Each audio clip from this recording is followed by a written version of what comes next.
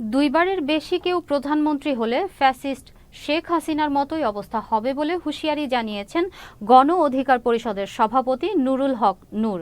মঙ্গলবার সোনারগাঁয়ের কাঁচপুরে গণ অধিকার পরিষদের নারায়ণগঞ্জ মহানগরের সহসভাপতি হান্নানুর রহমান রতনের স্মরণ সভা ও দোয়া অনুষ্ঠানে তিনি এসব কথা বলেন। দোয়া ও স্মরণ সভা শেষে মরহুম রতনের পরিবারের খোঁজ খবর নেন নুরুল হক নূর।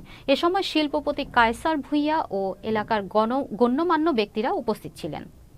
এই সরকার গত 16 বছরে একেবারে পুরো রাষ্ট্রযন্ত্রকে পুলিশ প্রশাসন থেকে শুরু করে সর্বক্ষেত্রে যেভাবে দলীয়করণ করেছে আপনারা দেখেছেন, তাতে রাষ্ট্র কার্যত অকার্যকর হয়ে গিয়েছিল এবং রাষ্ট্রের আইন কানুন বিধিবিধান কোনোটাই আসলে অনুসরণ করা হচ্ছিল না।